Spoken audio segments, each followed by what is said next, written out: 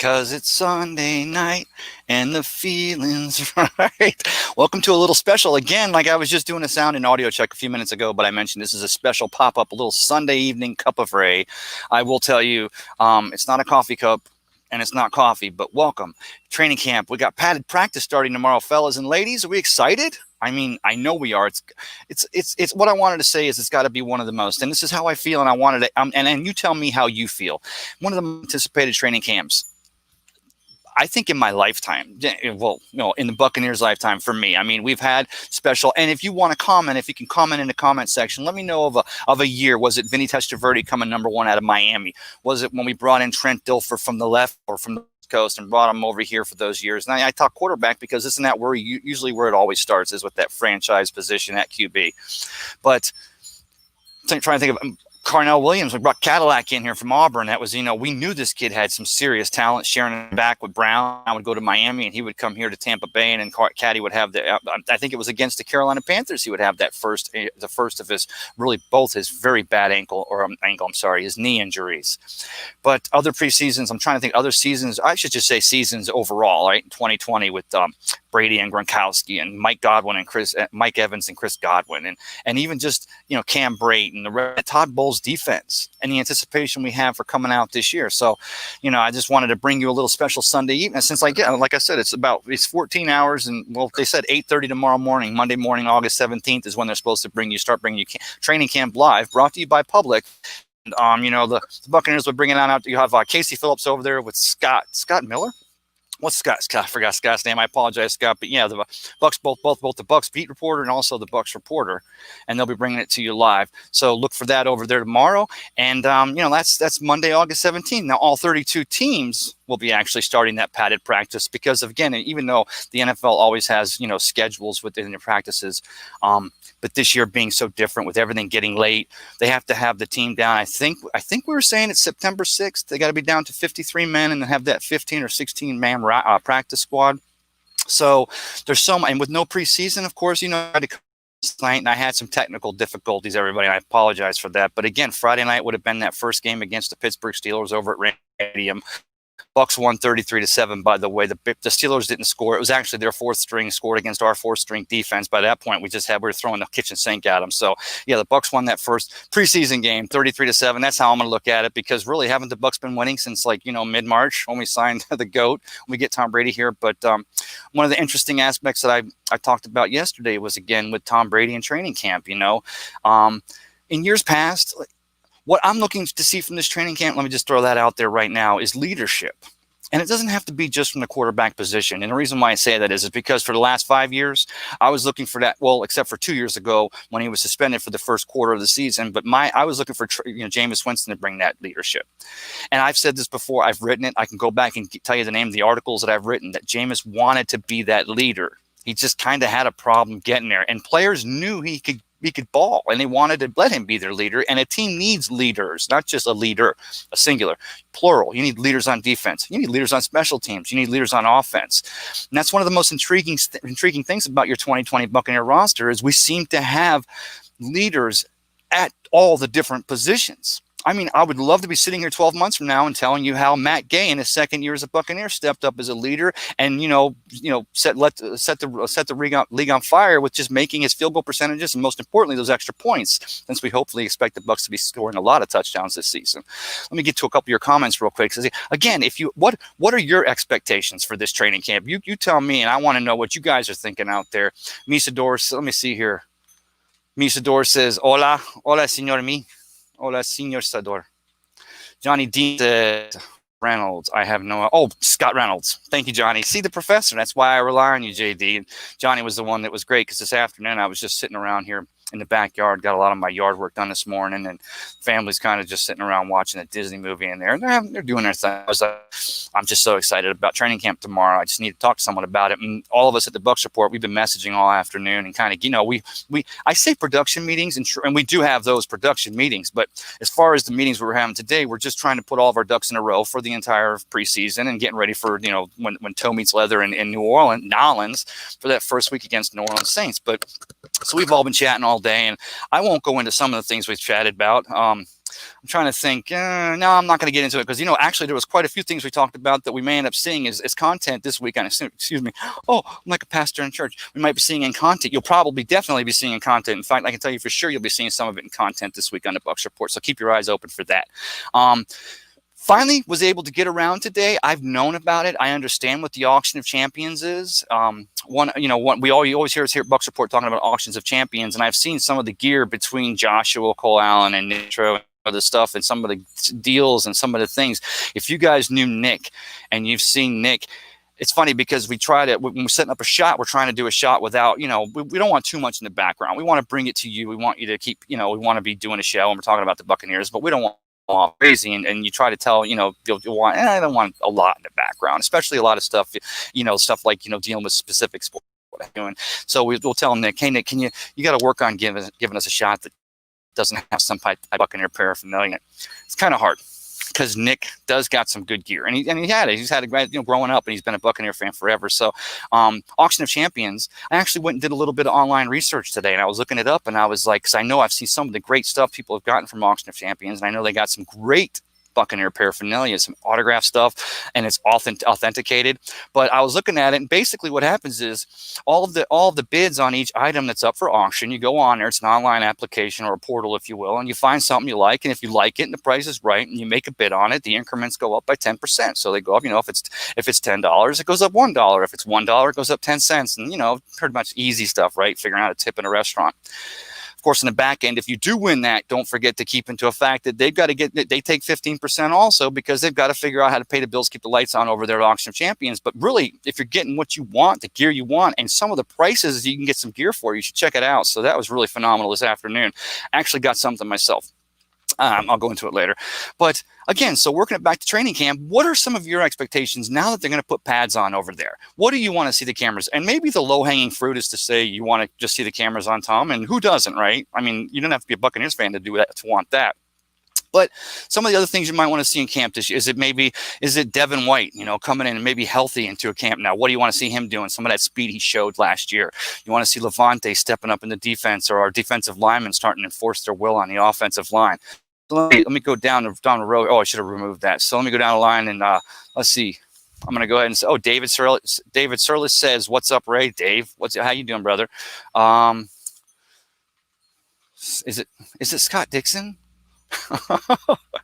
Because you guys know I didn't have time. Again, like I said, I had a show for you last night and had all kinds of technical issues. Today it was pretty much just wanted to get out there and talk about some training camp. So let's see what Salty Buck says here. Or Buck Salty says, this team has leadership to push them forward. See, that's the point we were making today. And Rick, I'm sorry, I'm going to throw this. No, I'm not going to throw it out there because I think we're going to do that as a poll on Bucks Report from the cheap seats.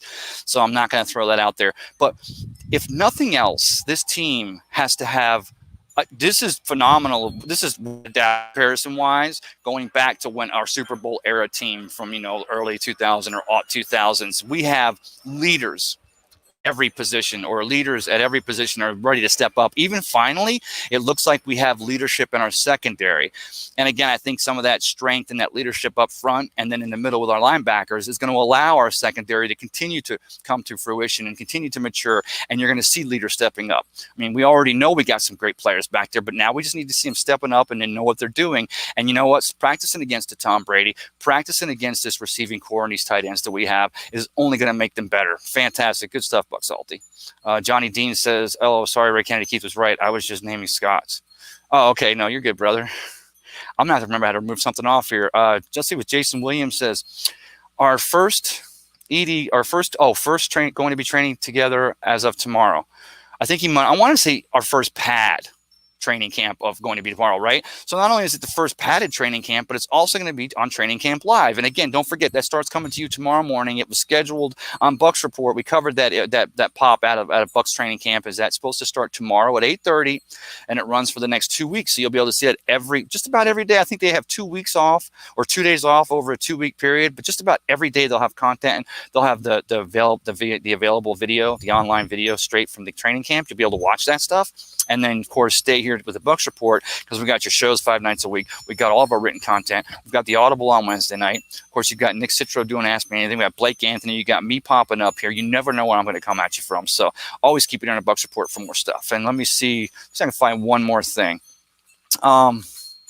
Jason Williams, I think we did that one already, right? Buck Salty says, killing her A.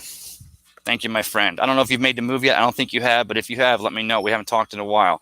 And of course, we'll finish up with Bucks Report. It says Pat's going tomorrow. So let me get into that. So basically, again, one of the most, if you will, one of the most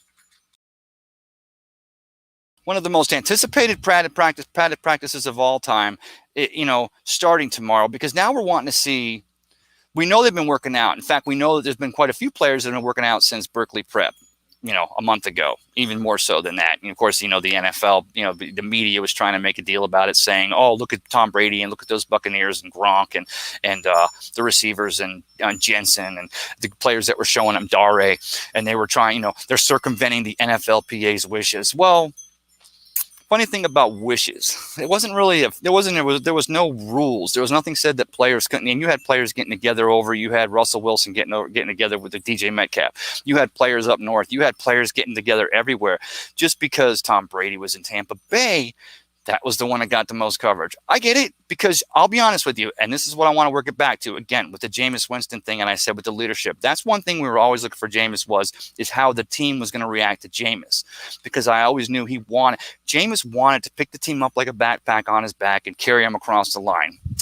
His actions off the field, I say actions, but sometimes the way he acted off the field didn't always show it. But then the last couple of years, as you saw him really start to mature, you realize that this is a kid that really wants to do that. And so for the last, several years with Jameis and the rest of the crew in camp, and then of course as Todd Bowles' defense started to transform from what was the Mike Smith dumpster fire of a defense, you started to want to see that. Of course, last year the big thing was Ndamukong Suh, and then of course Devin White. We knew JPP was injured till October. We wanted to see how that defense worked together. We wanted to see the continuing building of this offense. I don't think we needed to see success from Jameis. I don't think we needed to see something specific in the way he performed on the field. But to me, it was more like looking for that leadership. And now we'll come into camp in 2020, and it seems like that leadership is a foregone. But again, I want to know what you guys are thinking. You tell me what you're looking. But actually, right now, I'm gonna bring someone in here, and I was just talking about him. I hope he's going to talk about. Because I think we're going to do a poll from the cheap seats. And of course, if I'm talking about the cheap seats, I'm talking about one of our best authors here at Bucks Report, and that's Mr. Rick Hughes. Rick, how you doing today, my friend? Hey, how are you, Ray? I'm good. I almost let it slip out. That question you talked about earlier, I think you're probably still going to run it as a poll. Let's talk about it. Okay, let's go ahead and talk about it. I did not mean to stir up a hornet's nest. When I within the staff, I raised the question, what would the record be of the Buccaneers should Brady, for whatever reason, not be able to play this year? What would the Bucks' final record be? And it stirred up quite a debate. It did. People taking all different sides of this issue and seeing it from all different angles. And I thought it was, to me, it's an interesting question, because without thinking about it, I thought, oh, okay, if Brady goes down, the record's going to be terrible. But once I actually started to think about it and thought, they're not really relying on him to be the reason they win games. Right. They're just relying. I mean, him not throwing all the pick sixes, him not throwing interceptions, the defense being able to not always start on the wrong side of the field. I think it changes so many dynamics, and it started me wondering, what would the record be? And I think that would be an interesting poll. And I think that the most interesting part, and we didn't even talk about this in that little tiff you caused. I say tiff, we never fight. And it was actually mentioned in there, is that's exactly why we do that offline chat. And the reason why the Bucks Report, we stay so dialed in with each other, because it's usually the bantering and the questions that we're working off each other are letting us come up with the concepts and angles, not just always the daily pops. Like today, right, for example, Buccaneers signed a defensive lineman. You want to cover that for me, Rick? I believe is that Kyle Love? Correct? Kyle Love, and Kyle remember the pain in the neck he used to be for the Bucks? I mean, when he was playing with the Panthers, and of course he played with the Patriots as well, and now he comes in here and he looks like he's in pretty good shape. Well, I think he's depth. I think that's what you brought in is depth. Yes. And when you bring in depth, How bad is that? I mean, this team needs that. If there's weakness, it's when it comes to depth.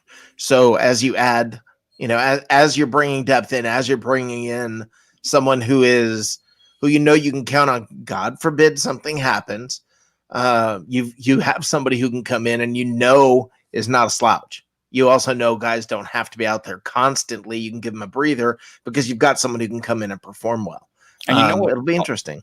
And I was going to say, what I always knew about him when we saw him with the Panthers twice a year was he'll hold that hole. He'll hold it. And of course, that's what your interior defensive linemen are doing, is pretty much they're tying up that offensive line in the 3-4 scheme to to allow those linebackers to make mayhem.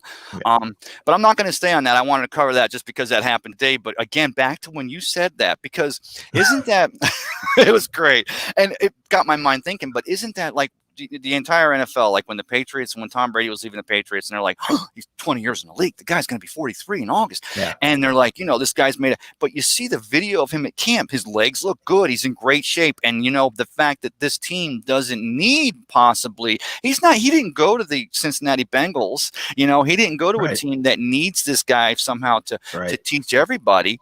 So I'm trying to think. Now, Andrew Faubert, he made a great, and he's also one of our Bucks Report staff, and you guys know Andrew, Big Board. He made a great, because he came back and he said, because you and I were talking, Rick, and I said Blaine Gabbert would go 8-8. And I mean, you never know till the end of the day, right? But all we need, if that were the case, if Tom Brady were just here through the preseason, and let's say hypothetically, I'm just going to say he steps out of the bubble for whatever reason. I'm not even sure yet if the NFL has it down in the protocols how a player can get back in the bubble. But Tom steps out of the huddle, out of the bubble. We have a number one defense against the run, and a defense that can hold their own. And I think you and I both agreed on the point that as long as we're not turning the ball back over to the opposing team on our side of the 50, we have a fighting chance. Right. And that's what, and as I thought about it, the key, I guess the phrase that first started the conversation was Tom Brady didn't win any Super Bowls. The New England Patriots won Super Bowls with Tom Brady. Right. Tom Brady's not going to win a Super Bowl with the Tampa Bay Buccaneers. I mean, Tom Brady's not going to win the Super Bowl. The Tampa Bay Buccaneers roster is what would win the Super Bowl with Tom Brady. And that's what I started to realize. If you just have one guy, if you just have Tom Brady, if he's with Cincinnati or if he's with a team like that, like you said, he's not going to win a Super Bowl. It's not going to happen. There's no way. But when you have an entire roster like this, there are a lot of quarterbacks that have won the Super Bowl that are not great quarterbacks, putting it mildly. Did you say Trent Dilfer? I'm just kidding. Yeah, I have love for Trent. I have love for Trent. That's exactly right, though. It's a great example, that's why I look at it when I think of this season. I think I maybe I'm a little less nervous than I was, thinking, oh no, it's all on this. It's all on this one particular facet. And the more I've thought about it, the more I've thought, maybe it's not. Maybe this isn't such a. I'm going to use the term desperate situation. And people are playing it when I'm reading comments online. People seem to be playing it like this is a team in desperation who threw up a Hail Mary to get a 43-year-old quarterback because the window's about to close. And oh my God, if something happens to him, there's no chance. And they're oh, go ahead. No, I'm sorry. I wanted to say it's funny you should mention that because at the end of the day, you look at the contract that Mahomes just signed. What did he sign for? $500 billion over the next 60 years? Or you look at the contract that Tannehill got in Tennessee. And then you go back and you say to yourself, and I know this is going to sound glove for me, but it's weird because I know better than to think this is actually how I feel being, looking at NFL logically. But I would almost pay $25 million, especially if it didn't count against the salary cap, to bring Tom Brady in as a quarterback coach. If you have a team with a decent quarterback depth and this type of talent on both the offense and two Pro Bowl wide receivers in Godwin and Evans and a defense, this Todd Bowles defense that looks like hungry dogs, that's what I want to see in camp tomorrow, Rick. I want to see that defense looking hungry. What do you want to see tomorrow if training camp live kicks off as the Buccaneers go into pads? Honestly, I just want to see everybody I want to see everybody walk off the field at the end of the day. Because the teams that are going to struggle this year are young teams where the players don't have experience. Right. Those are the teams that are going to be in trouble. So I don't want to end up with having to rely on a lot of very young players. The fact that you have a Brady, the fact that you have people who have experience, who know the system, or who know football in general, who know football. Like Brady may not know the language of this offense, and he's learning the language, but he knows football. He knows how to read a defense. That's where that advantage comes in. When you have a brand new quarterback, when you have a Joe Burrow coming in, when you have a Tua coming in, you've got what are you going to do? I mean, this is a guy who's got to learn the NFL at the same time as not having the reps to learn the NFL. So what do I want to see? I want to see us healthy going into game one. Good. You don't know what's going to happen in week 1 or week 2. It's always crazy week 1 or week 2 anyway, but this year is going to be wild to see what's going to happen in week 1 or week 2, because I mean, this is uncharted waters. We don't know that all of this. Every team, people keep talking about how, the Buccaneers are going to struggle at the beginning because, they haven't had the reps. Well, were other teams getting reps I don't know about? Right. I mean, nobody's getting the reps. So everybody's going to have struggles at the beginning of the year. The first couple of weeks are going to be wild. Then things will begin to settle down. I'm looking forward to see what's going to happen. No, I was going to say, I'm sorry to cut you off again, but what's funny is you mentioned that because let's go back to mid-March. Let's go back to Tom Brady and when he first when the entire NFL world, if you will, started to become cognizant of the fact that Tom Brady was coming to Tampa Bay, and everybody's speculating. They're like, oh well, I'm sure he must have negotiated, the right to final say on player, whatever, or he's maybe he's got maybe they're going to call him co-coach with Bruce Arians, and we as the Bucks report, we're covering it, and we're like. No, I mean, are they going to look to pick the brain of this guy? No, but then you have this entire COVID-19 situation, and as you just alluded to, so effectively, the fact that all 32 teams face this entire same thing, but now you wonder to yourself, for teams that were looking for a new quarterback, or like you said, a young quarterback team, you want someone like Tom Brady because, you still want your coaches to coach. They still have to show you who's boss. You need to know who to look to because it's all about, falling in line. It's just like the military. You got to, but you're always going to have your leader step up. But to have someone like, and Tom leading those workouts at Berkeley Prep, leading those workouts in the offseason, and now coming into camp, Tom's never seemed in the past to have been one to be of course, he's vocal on game day. If you disappoint him, he'll let you know. He usually tells his receiver, and especially if it's one of his prized receivers, you'll see him make the face and the eyes, and they never want to disappoint him. But now you're wondering how he's going to look with the Buccaneers tomorrow. But I definitely like your angle about getting him off the field healthy because they're going to have to push it. One of the things Coach Arians, did you catch that in that presser last week? And I know you did because we watched it a few times. The talking about having to go alive a lot more on the special teams. Did you catch that? Yeah. What did you think when you heard that? Well, special teams, it was not a strength last year. That's true. And so I mean, if their games are going to come down to, it's like I said, it's going to be wild. You're going to see. I'm expecting the first few weeks, you're going to see long field goals, desperation attempts, a lot of crazy stuff. Special teams is going to play a big part in what's going to happen these first couple of weeks. You're going to have players who are making the roster who are brand new without reps. Special teams, I think, are going to struggle at the beginning of the year. That's a great point because that's usually where your young guys make their bones is usually first on special teams. Right, and that's why I think special teams are gonna be crazy the first few weeks. I think what you've got set up is a recipe for disaster. You've got to protect your experienced, healthy players. You have to protect them. You're not going to be throwing them onto special teams. So what's going to happen? And it's not kickoffs because, again, all you need on a kickoff is a guy who can stand in the end zone and wave his hand because there are no kickoff returns anymore. No. Right? I mean, so you've got that. But punt returns are going to be are just going to be insane. I don't know what's going to happen. When the Chiefs put Tyreek Hill back there, let's just say they roll the dice. It's late in the game, and Andy Reid's making a decision. And he puts Tyreek back there, and you've got rookies or guys that are playing, first couple of games on the road or playing against the Chiefs, and they're going at a guy as fast as Tyreek Hill. Yeah, that's going to be crazy. We have someone else. Let's see who we got else. We got someone else queued up in the lobby here. Let's see who we have. I don't even know what to expect here. Welcome to my special Sunday edition pop-up cup of Ray. Red, how are you today? I'm doing fine today. How are you guys doing, sir? That voice sounds awfully familiar. Look at that hair, though. I haven't seen you. I haven't seen you since Little Mermaid. So how have you been? I've been doing fine. How have you been doing? I've What been what is doing this great. Buccaneer stuff we're talking about? So what are your expectations, Red, with camp starting with pads going on tomorrow, and we're going to see it on Training Camp Live, so we're all going to be able to watch it from the comfort of our office. No, I didn't say that, boss. But what are you expecting to see there, Red, tomorrow? A lot of stuff I haven't seen before. Okay, elaborate. First off, they're going to be streaming it live, correct? Yes, they Right. are. Yes. I'm going to be interested in some of these camera angles, that's for sure. Do you mean, are they going to have a Brady cam? Of course. Or, right?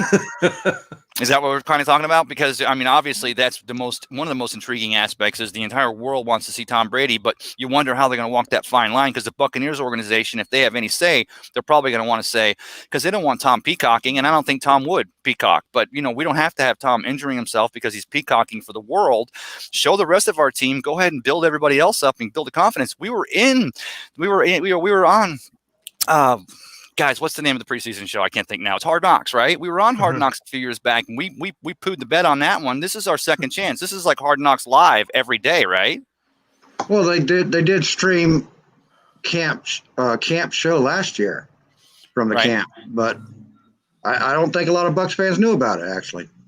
Well, you were able to. You could go to camp last year, right? Oh, Yeah. good point, Rick. So, yeah, you could go- so I mean, the different. I just think the difference is they're just going to have cameras set up so you can watch it just like you were sitting in the stands or something like that.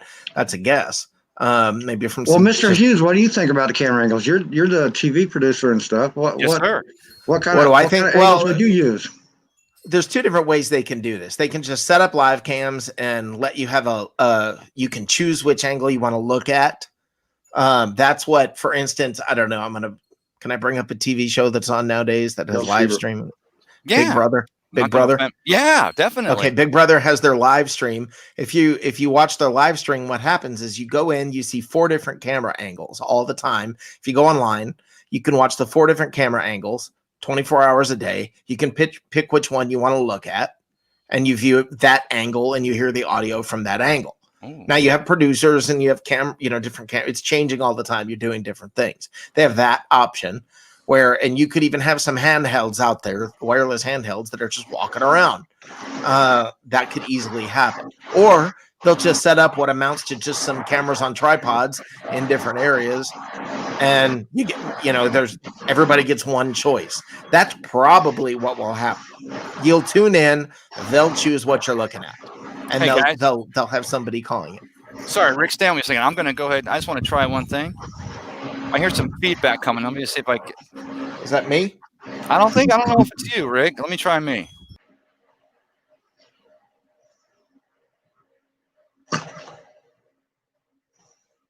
And I'm going to go ahead.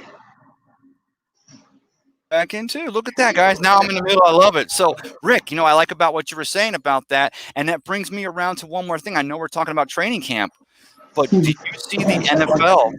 Do you see the NFL this year doing that with a pay-per-view platform or trying to get some more added revenues to make up for no fans in the stands by going to those specialized camera angles for different games and live calls and shots? I think it's a great idea. NBC's been doing it. Oh, really? NBC for a couple of years, you've been able to choose, and there are different streams you can get. There are even different broadcasters. There's an all-female broadcast team that you have the option to watch the game with an all-female broadcast team.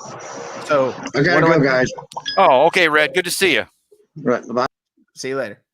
That may have been. I think that That's may have where been. the Red. sound was coming from. You know what? Because it was Ariel. For those of you that didn't recognize her, and when she's not under the sea, she's usually vacuuming her apartment. That's what it sounded like. But it was great for Red to pop in, wasn't it? Hey, Rick, yes, you can stick around for a minute or two, right? I want to see. Okay, let me check some of these comments out real quick so I can pull them up. So I did want to take some comments tonight. So let me see here. Oh, right here. We got one here. I'm just going to pop. I'm not even reading them first. So Jason Williams said, okay, I already covered that one. That was kind of sorry, guy. So we got one in here. Hey, did you get a chance to see our sound check at least last night? I had the audio problems and the bank alarm. We had a great time out there, and we know that you're going to be able to make it down for a game this year, wherever we're set up and wherever we're bringing Bucks before game day. That's going to be awesome. Let me see what we got for the next comment. this whole comment thing is new for me. I'm getting a little practice at this. So let's see. Oh, they keep going down. How does Peter do this? I think you just press the down arrow Ah, on your keyboard. Fred Tunapopo Salatiesha. That's easy for you to say. That's a lot easier for me to say, but he says Mahomes is no Tom Brady. They were lucky Niners defense gave up. There was a point in that game where the Niners defense, their backs were broken, but I think really that the Chiefs had actually earned that right to say that they'd force that. Yeah, let me say no. Mahomes is no Tom Brady. They were lucky the defense gave up for the Niners. Let me tell you something. Tom Brady won because the Falcons defense gave up in Great 2023. So to me, that's an exact parallel. I mean, and it's the same coach. By the way, who was the coach? Yeah, who was the offensive coordinator in Atlanta at that point? So Kyle Shanahan. Right. So it's the same thing. He's blown two that. Super Bowls. Right. He's blown 2 Super Bowls now. And as luck would have it, this morning's game on the NFL Network was actually the Chiefs and the Patriots from Week 12 last year. And of course, I think the Chiefs ended up coming back and winning that game. But basically, there was an interception in the second quarter that Tom Brady threw it. Tom threw it right into the defensive back's hands. But if you saw that game, or if you caught the replay today, the DB was so out of place on bad coverage that he was just in the right place. It wasn't really Tom's bad read. I literally just got chills down my spine, though, talking about a quarterback that's now the Buccaneers quarterback and throwing the ball straight into a defensive back. From bad memory. I'm going to crawl under the table here. And curl up in the fetal position from bad memories. It's so true. Well, you know what the thing is, like I said, in this case with Tom throwing it to the Chiefs secondary, it was just because the guy ended up, Edelman cut across on his crossing pattern, and the guy was so out of, maybe you know the play I'm talking about, but he was so out of position. Well, he was so out of position, he ended up just going back, and Tom was trying to throw it to his tight end, who was actually had the backside, had the coverage wide open. If he'd have caught it, he probably would have went for a touchdown, 60+ yards, but the guy was so out of position, he just ends up. It was one of those things where it wouldn't have been surprising if it would have bounced off his shoulder pads because he was so surprised by it. But yeah, it's funny you should, and that's what And Dave, let me ask you this, Rick, because what did you want to? Because we go back to the Hard Knocks and the Buccaneers when they were on there, and I talked about this week that we were talking about that HBO Films had to actually scratch the floor and go through their edits to try to find one deep connection between Jameis and Deshaun, right? And we were looking for that, and of course that was a microcosmic look of what would happen that season because Jameis and would never hook up with Deshaun. Basically, he would never became the threat that we'd hope he would with the speed down the sideline. And is that how you felt when you were looking? What were you looking for Jameis and the Buccaneers last year as opposed to what you're looking for with Tom Brady and the Buccaneers tomorrow? The problem with Jameis from the beginning, every year, I just wanted to see Jameis actually be a leader. I've talked about this before. I don't feel like Jameis is a natural leader. I believe Jameis sees what leaders do and emulates what leaders do. But he's not. I just don't feel like he's naturally a leader. Anybody who's naturally a leader, a quarterback, your starting quarterback, your supposed maybe franchise quarterback, is going to be voted captain or is going to be chosen as captain. And there was a year he wasn't even chosen as captain. And well deserved, right? And then when he got that seat back last season, and the way I was looking for the other players to follow and that's what I think you're talking about. Because if you're talking about what I'm talking about, is that Jameis wants to be that leader, but the other players they kind of call, and they call him out on it because what I'm looking for is to see the other 52 looking back at number 3 and looking for that leadership. And then it's funny, now we have number 12 under center and he gets that automatically. That's exactly what I want. That's exactly what I'm referring to, Ray, is that's what I think we'll see tomorrow or in camp is we're just going to see somebody leading versus acting like a leader.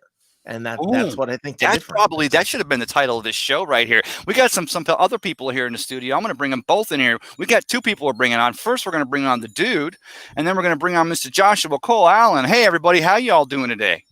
What's going on, guys? Doing good. We're doing good. Holy 4-way, Batman! What the hell's going on, boys? Hey guys, I got to tell you, this is new for me. I've only had the new laptop, the studio equipment for a couple of weeks. This is my first 4-way. Don't worry, Ray. Don't worry, Ray. We'll be gentle. Thank you, dude. First penny. So he's saying that's not his first 4-way. That's I have been through several four-way stops. I've actually sat at a stop sign and waited for it to turn green. But anyway, I want to point out, I want to bring up a couple of things. This is going to be the shout-out section of the show. Please. Shout out to all those guys trying to buy votes. Well played, boys. Second, we want to say how proud we are of not just the three other gentlemen on the screen, but everybody at Bucks Report, managing somehow to plow through all the nonsense, all the craziness that's going on in the world, from a pandemic to these social issues, to protest, rioting, whatever you want to call it. But I want to shout out to the Bucks Report people for actually growing the brand during that, for actually picking up traction, followers, and crushing it day in and day out without, relying on sponsored ads. Just throwing that out there. I want to shout out to Ray, one of the hardest working guys. We know guy holds down 2 jobs, raises like 37 kids, 38, and still finds time to get hammered at the Deck Bar and Grill at Isla on a Saturday night while the bank alarm is going off. Now, the gentleman, and I'm going to get to Rick Hughes here momentarily, but the gentleman down there with the backwards baseball cap, wearing that so clean, so fresh Bucks Report polo shirt, Joshua.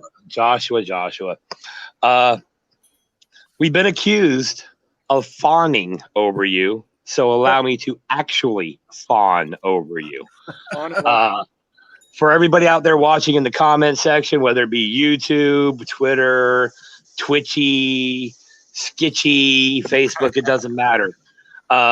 Real quick history on Joshua Cole Allen and Bucks Report.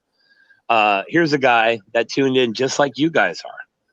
Watched the show, commented.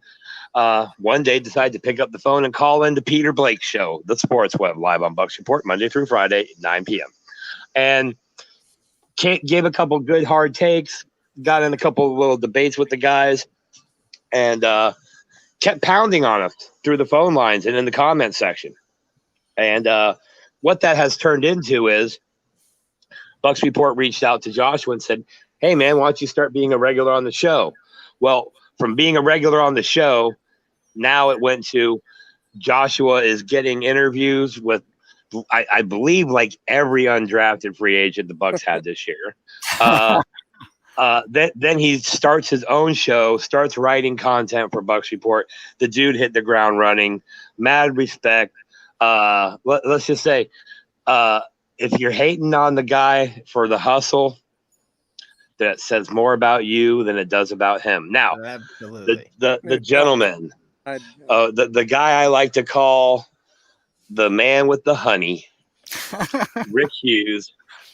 If you guys aren't aware, we'll get to that down the road. I'll let Rick take care of that down the road. But September 13th is the first Buccaneers regular season game at the stanky New Orleans Saints, the Poodats, as we call them. Yes. We will be live pregame, halftime, postgame show. But oh, no. Once the postgame show is done, Bucks Report's not done. That will be the night that Bucks Report and Rick Hughes debuts from the cheap seats, 9 p.m., September 13th. Now, if you don't have an idea who Rick Hughes is, just go to the video section on the Bucks Report page and scroll down. I'll put it this way. It's not your typical content. He has an opinion and he can back it up, which is more than I can say for about 90% of you miscreants out there. September 13th, 9 p.m. from the cheap seats, Rick Hughes, the man, live from behind enemy territories in the peach state of Hotlanta and everything that goes with it. By the way, Rick, Atlanta, pretty much known for strip clubs. We'll leave that there. You can tie that into the honey part later. And Ray Kennedy, I just want to say again, man, mad props. Now, for the guys not on camera, Nick Citro, Blake Anthony, Peter Blake. Yeah, there's a lot of freaking Blakes here. Anthony Bamonde. Everybody. And I know I Andrew. missed a bunch of you guys, Andrew. so don't take it Tanner personally. Suarez, Andrew Fulberry. Yeah, we got you. Keep There we got you go. there, big dog. Pick me up on that one. Each and every one of you guys are crushing it. Each and every one of you guys know what's expected of you. And not only are you meeting that expectation, you are exceeding it. With that said, the dude is looking at the clock. It's 7:28, which means I'm precisely 3 hours and 8 minutes late for my daily appointment. So I'm going to go ahead and let you guys go.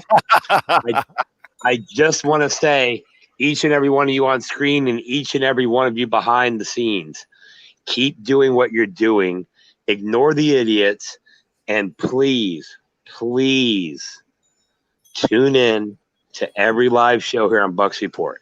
No need to go to the radio station where you have a 3-hour show and 10 minutes of sports talk and 55,000 hours of what we had for dinner or what we watched on TV.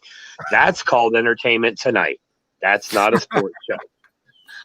Bucks Report puts out roughly 28 hours of live Buccaneer content a week. Don't argue. Don't hate. Don't complain. Don't whine. Just tune in. Hit the like button. Hit the share button. And when you look at the top of our post, you'll see that none of them say we are sponsored. Have a good one, guys. Bingo. Take care, dude. Nice. So yeah, I think he probably wrapped up quite a few things we could talk about in there. So I'm going to go ahead and put all that aside. And I want to ask the two of you right now, let's just go with day one tomorrow. Obviously, it may be TB, but who do you think, and we'll start with you, Rick, who do you think's your first star on day one tomorrow that you see that impresses you? Well, I think Dare is probably going to get a lot more plays than everybody's thinking. Everybody's got him pushed off to the side in their mind. Everybody's thinking it's just going to be Rojo and maybe Keyshawn Vaughn. But Dare, I get the feeling his coaching staff loves them some Dare. So let's see what happens. How about you, Mr. Joshua? Who's your day one star? I'm gonna go with a co-star. I'm gonna go with Jordan Whitehead. You know, he looked good. He looked great last year before he got injured down the stretch. And Devin White, I think Devin White's ready to just come out swinging. I know Peter Schwager Peter Shager from NFL Network has him as a top 10 player this year on the top 100 list and his breakout star of the year.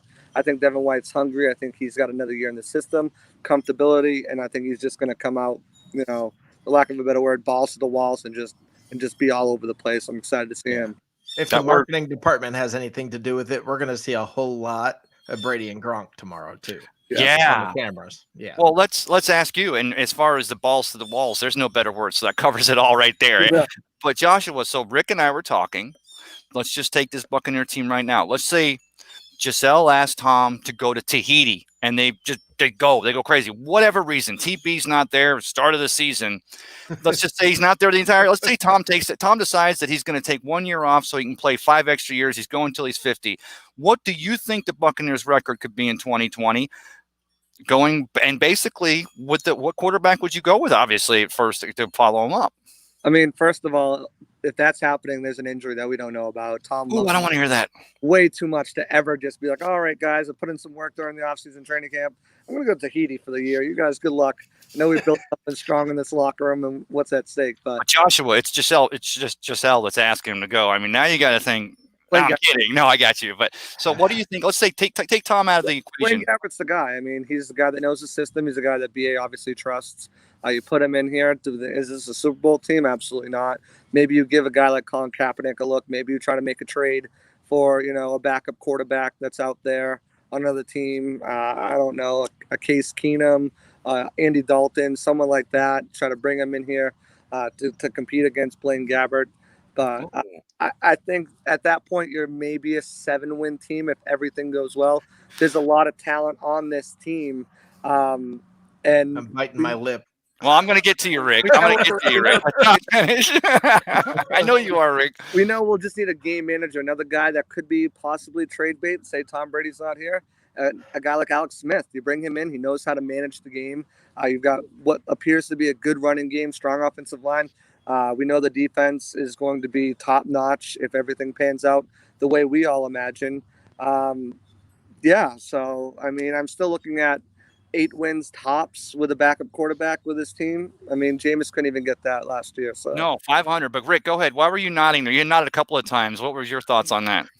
Did Bruce Arians' IQ drop suddenly while I was away? Did something happen that I'm aware of? Because he seems to believe an awful lot in the fact that Blaine Gabbert is probably the guy we want as the backup quarterback because he knows the system and can perform just fine. Thank you. He's not the ideal. He's not what you want in there. the 8-win. But if he was that bad, they would have replaced him.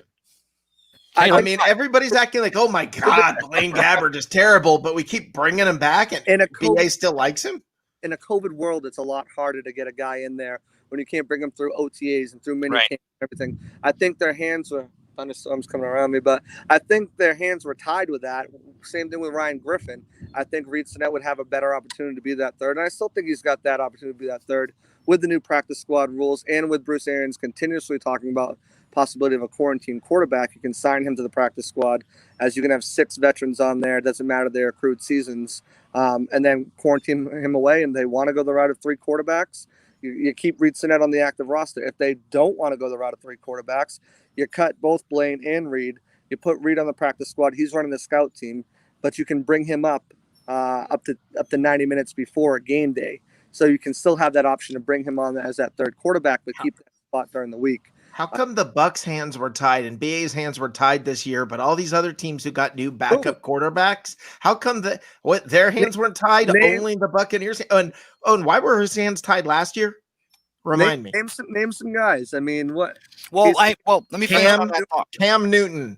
That's name a really strong serviceable starter that went as a backup somewhere. Andy Dalton, new coaching staff. A starter. New coach starter from last season. Those big name quarterbacks that were out there that signed backup deals. No, you don't need a big name. Who do you need then? I'm saying you just need a good, solid quarterback. Oh, think about it. Trent Dilfer won a freaking Super Bowl. Okay, Mark Duper.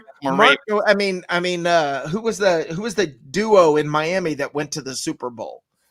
Brian Woodley and Strock. Before my time, I don't know. Woodley and Strock, that's a good one, Rick. Yeah. Okay. I mean, if those guys can go to a Super Bowl, you really think that BA, who believes in Gabbert to be just fine for a backup, we're talking a backup. We're arguing about a backup quarterback. We're talking about a backup. Yeah, exactly. Hey, I'm going to say this, guys. Let me say this though. Before he broke, Josh, before he broke his collarbone in last preseason, because you guys, I can go back and show you all my live shows from Fergs last year, and I'm not just trying to suddenly dump on JW because I always said, I like the maturation. I don't like some of the early insinuations, some of the accusations. I fought enough of those battles, but I knew coming into year 5 that if he didn't, and even though he threw 5,000 yards, he could have thrown 40 touchdowns, but with 30 interceptions, I'd not seen my franchise quarterback. And early in preseason last year, I know I was wishing for a lot, but I was looking for a Blaine Gabbert who had experience in the no risk it, no biscuit system to excel. And he actually was showing some pretty good stuff until he broke that collarbone. And I mean, I know I say showing some good stuff, talking about mostly in camp and some of the things I went over and watched, but he definitely is mature enough. And I'll be honest with you, I'm not totally, and I love me Reed Sinnett, and I got to thank you, Joshua, because your relationship with the Bucks and how you've helped us work in there. You got Reed on my show, and that's been one of my highlights of Cup of Ray to date, was being able to interview Reed a couple of weeks back from Carolina. And I'm just I love that guy. He's a grinder. But I got to be honest with you, I'm looking now, and I'm starting to make my internal arguments for Blaine Gabbert when TB 12 TB drops the mic in a year or two and walks away, that Blaine Gabbert maybe doesn't, if he still wants to do it, maybe moves into the starting position under center at Buccaneers over at One Buck Place. Let me say this real quick. We've had national media members on my show, on your show, on Peter's show, and they've all had the Bucks at around 10 to 11. Some of them, a very few of them, 12 wins. Okay, with Tom Brady on this team. If Tom Brady's not here and Blaine Gabbert's there, is that still a 10, 11, 12 win team? I don't think so. SI had him at 8-8. What does that mean? That means nothing. It means people who don't know the team, who are on the outside looking in, Even are local taking guys. a shot. Even Greg Allman said that 10-6, 11-5 team. Well, I'll be honest. I don't think that I don't think that Blaine Gabbert is just 2 wins below replacement of Tom Brady. I don't. No, I think it would be an entire. I mean, in fact, I said this today because. Yes. Well, Rick, we were talking about how we were all, because we had it. It was you, Josh, Nick, myself, Rick. Who else in there? Rick, Peter. We had everyone in there, and we're going back and forth, and my thumbs were getting cramped from typing so fast. But I was saying that even a Franklin III running, or Franklin II running the RPO with this defense, I think this defense isn't just a top 1 against the run. I think this defense goes top 5 across the board. Now, I know I'm getting crazy. No, but I'm saying, No, you're so not. You give me a quarterback who doesn't make those, and that's what a Blaine Gabbert doesn't do, is maybe he doesn't make those rookie mistakes. He's had 9 coaches in 8 years. Mistakes, but he still makes mistakes. That's why the former number 1 overall pick has bounced around the league and is now a backup once again, and he hasn't got that shot again to be that number 1 pick, that first guy. If Matt Gay makes his field goals, the team has won 2 more games. No. Now listen to what I'm saying. Listen to what I'm saying. If he makes his field goals, this team has 2 more wins last year. Okay, so hold on though. They have a lot more. But the last second kicks that he missed. That's 2 last second kicks. Not the defense came on afterwards and blew it. Jameis put him in a position to win the game with those kicks. Okay, so if they win those 2 games, what's the record? 10 and 8. So 10 and 6, right? 10 and 6. No, I'm sorry. 9 and 7. But they're in the now, playoffs. So if Jameis was good enough to lead them to a 9 and 7 record, which he was good enough to lead them to a 9 and 7 record, we just had a kicker who missed kicks. Okay, now you have Brady comes in. If he's worth 2 wins, you're sitting at 11. But kickers all around the league. I mean, you can't just blame Matt Gay and be like, I'm not blaming him. He was the reason. I mean, there's been tons of kickers around the league that have done that. It's about the thunderstorm on me, guys. So I got you, because I'm feeling it too, Joshua. But I just want to. Hey, where can we find you, Joshua? Let us know where we can find you. You can find me Wednesday nights on the Audible live show while we're talking about kicking. Special guest Martin Gramatica is going to be on this. Oh, you got Martin? Now let's talk about kicking. Come on. So we'll get Martin. I'm always messaging with Martin. You get him on the Audible. Make sure you let him know that Cup of Ray wants him also. Okay, Joshua? Absolutely. Yeah, so I'll have Martin Gramatica on. I'm still working on my local media guy. Oh, it's getting close. Go ahead, brother. Hey, but, best at Joshua_C_Allen on Twitter. Follow me there. I'm tweeting out everything. We have press conferences all week long. Tomorrow we have guys like Bruce Arians, Larry Foote, OJ Howard, Jason Pierre-Paul, Anthony Nelson. Go on my Twitter because I'll be live tweeting these press conferences. I'm putting out all the news, retweeting everything the Buccaneers put out. So there's all that content there. We'll give you some breakdowns from training camp as well from the live feed. But yeah, follow me there. And real quick before I leave too, Bucs Report's going to be doing this ourselves, and I don't want us to get carried away with it here. But I want to know in the comment section, who do you think the captains will be? We'll be putting out an article soon about who we think our training camp predictions for the captains will be on this team. But who do you guys think in the comments? Let us know. Wow. Good stuff, Joshua. Thanks for coming on, brother. It's good to see you, and we'll see you Wednesday night. I'll talk to you before. Make sure you talk to Martin. Absolutely. Take care, brother. Have a good one. All right, Rick, it's just you and me now. We're back to both agreeing that the Bucs could still go 10 and 6 with the Gabbert, right? I'm just kidding. Well, I mean, think about it. The defense is better. You've added the offensive line is better. You're not needing a hero to come in and save the day. And how many times last year did Jameis have to be the guy to come in and save the day because he already threw all the picks and everything else and exactly way behind. So now if you take away the need for someone to save the day. I think Arians, if I'm not correct, didn't Arians say he was ready and wanted to put him in the last 2 games of last year? Yeah. But Jameis, I guess, said, no, I can play with the injured hand. So, and it was, on one hand, we still like JW putting that dog in that fight. But at that point, right there again, I had already surmised that there was no way he did. I mean, I know there was still talk even throughout the offseason that JW gets a franchise pick, but I knew that the Buccaneers were in a position of power on that. And they were probably going to offer him a lower contract. And of course, when Bruce Arians makes that comment at the combine that what's behind door number 2, and basically, admits to the fact that they're talking to Tom Brady. Now, Rick, thank you so much for joining me tonight. Where can everybody find you? Because I'm getting poured on and get ready to get poured on. Very easy. Very easy. Just go to cheapseats.live, www.cheapseats.live. All my links are there. We'll see you there. Get out of the rain. Stay safe. Can you see it? No. Hey, Can't see thank you that for it's joining me coming. tonight, Rick. And You I'm got going to get with you later. Great job, and we'll talk to you soon. All right. Have a good one. Thank you. Take care, Rick. Bye-bye. All right, everybody. So I'm going to get Mr. Rick out of here, and I'm going to go ahead and finish it off. You guys know how I finish it off every time, even in a pouring down thunderstorm here. It's Florida. It's August. It's going to happen. Remember, everybody needs to know that somebody cares. Why don't you be the one to let them know? For Bucks Report, Cup of Ray, I'm Ray Kennedy saying see you soon.